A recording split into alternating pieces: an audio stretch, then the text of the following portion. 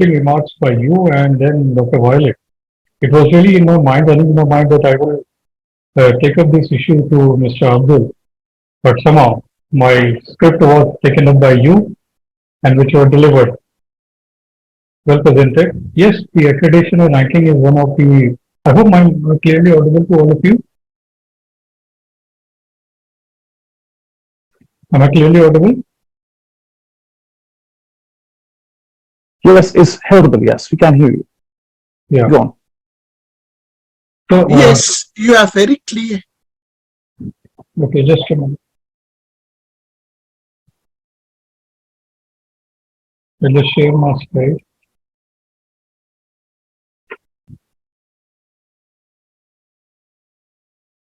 Yes, I'm sure. Just give me one second.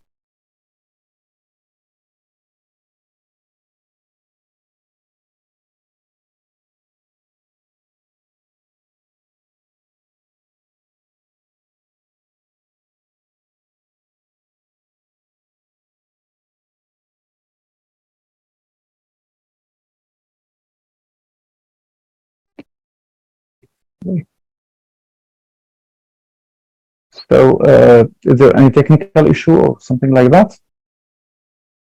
But we could hear him clearly. Okay, Dr. Abhishek, if there is a technical issue about your laptop, we can hear you. Then you can just like. I'm there. Okay. I'm there. Okay, great. I mean, if the technical problem persisted, then you can just provide your presentations. Okay, no worries about that. Or if you want to send it to me, okay. Is it visible? Yes, but we can hear you clearly, Dr. Abhishek. Is my presentation visible to all of you? No, it's not visible. I think that you can share it with me and I can, present it from me. It would be a good option. Send it to me through WhatsApp and I can play it.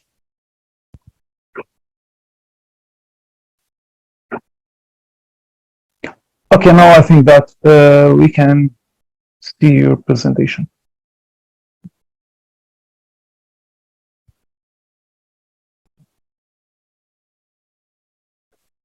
Yes. Is it there? It works, yes. Yes. Yeah. Right. So today, I'll talk about the accreditation ranking along with that. I'll be also presenting what is the scenario going on with the higher education institutions in India. Because at a very fast pace, we are following the national and international accreditations and ranking parameters to develop our higher education institutions. With the glimpse of my university, yeah, I hope you all remember this great figure. They always said that the strength is life. We must focus on the strength. Whereas we should also keep in mind about our weakness because that would lead to death. So we should focus on our strength and try to grab the opportunity. Whereas we should also focus on weaknesses and threats. So this is the scenario of higher education institutions in India. We have a total of 1108 institutions are there, comprising of the central universities, state universities, deemed universities, above the private, merger between the government universities and the private universities, and thereafter the private numbers. Recently, we have gained a much popularity with the fewest ranking, where ISC Bangalore, one of the leading institutions and of great importance, get on a rank of 155, where earlier they were at 186. So this is a glimpse of our university. We are not new to this higher education and ranking and accreditations. We are much pretty old. We are following at the higher education institutions. We are following so many number of diversities in the accreditations and ranking, leading from the NAC, the superior body, to the NBA, the Bar Council, leading to the legal education, the Council for Teachers in Education, Medical Council, or the Agricultural Research. We have a complete diversity which follows the national and international parameters to scale up their individual institutions. This is one, but why do we need exactly the SWOC? Yes, every individual institution needs a SWOC because unless until we focus on our strengths and weaknesses, And just to focus on the report card, where the parameters are given, these the higher education ranking indicators, we cannot scale up or gain that popularity, or we cannot achieve them. Therefore, we need to first of all focus on our SWOC. It is a tool, we all know it very well, that first of all, we need to analyze it. What is our mission, vision, the goals and objectives, and thereafter we must devise our strategies. Thus, not only focusing on the parameters of the accreditation agencies. So when we focus on our strength, we are smaller, then what India is to offer as a strength is we have a high quality standard with UGC. UGC is the supreme body, the University Grant Commission, takes care of all the educational bodies, whether they are private or the public or the government funded. Whereas we have central universities, this is our strength. Qualification wise, excuse me. Yeah, now I'm going to meeting.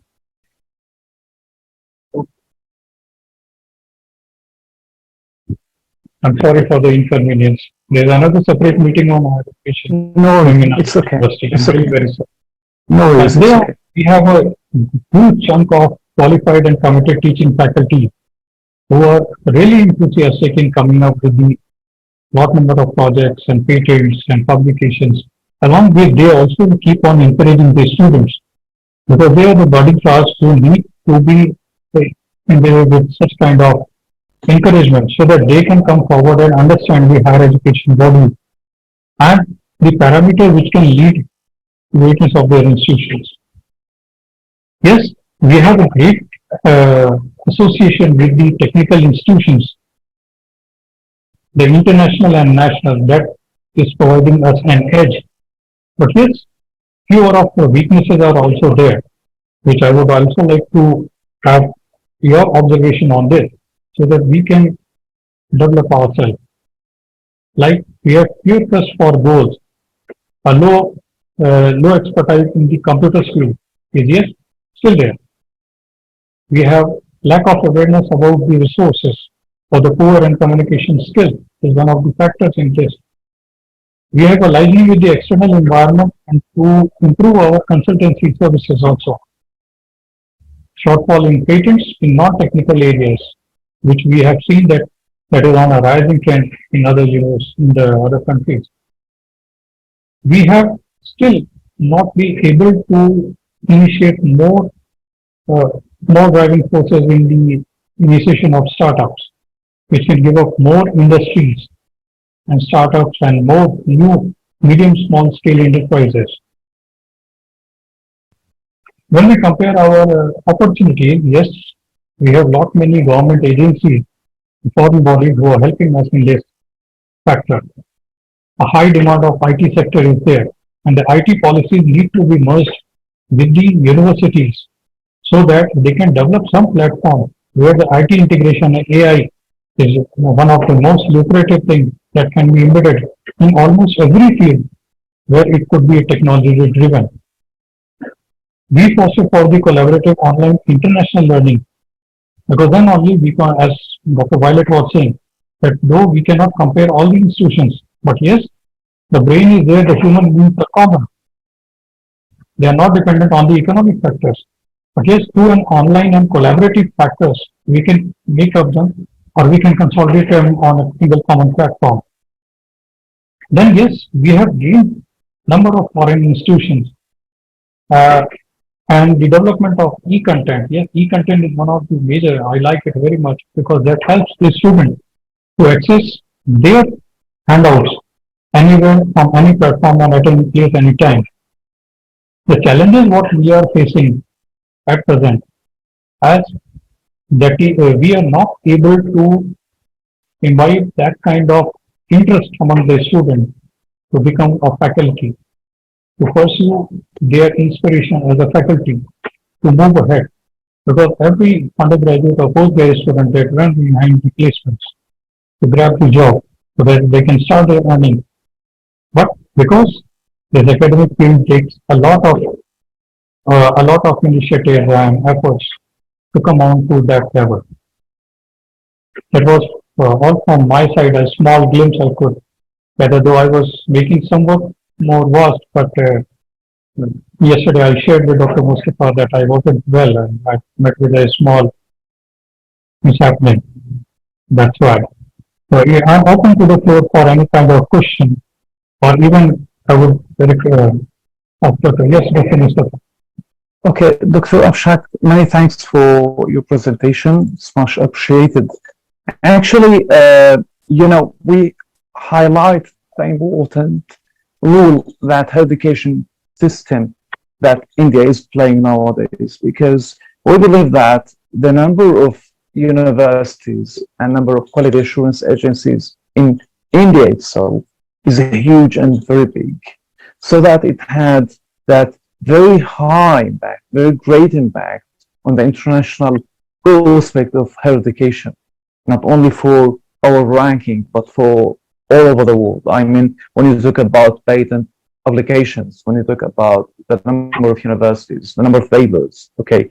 So understanding the way higher education system in India is working is a very important topic. And actually, I was amused when you told me that you would like to participate, and I really wish you a fast recovery because, as I've mentioned, Dr. Abhishek told me that he was sick. Actually, for the last cycle of the ranking, we had received a huge number of applications from Indian universities, and we believe that we can collaborate with them. We can collaborate with Indian universities in order to, to work under this umbrella so that we can improve and provide an added value to them, provide an added value to the international community, because up till now, in all over the world, we have about 30,000 universities, and India alone has about 5,500 universities. So alone, it has about 17 or 18% of the total number of universities all over the world. For that reason, working in the Indian context is extremely important. And for that reason, I really appreciate your presentation and the outlook that you have provided. Thank you so much. I really appreciate it. If there is any question, then we would like to have from our colleagues. If no question, we would like to move. Yes, very soon we are going to shift on to one nation, one data. This is one of the initiatives where all the parameters, initiatives of the accreditation ranking agency are merged to one agency that the institution need to work on holistically on number of accreditation parameters. So that is an initiative by our Prime Minister that we should run on one nation, one data. Yes, right. Actually, I'd like to highlight something important in your presentation. You say that the number of universities is about 1,108 universities. Yeah. According to our statistics, the number of academic institutions, whether they are education institutions, academic research centers, universities, is more than 5,000 universities. Okay. Thank you so much. Thank you. Thank you. Yeah, thank you so much.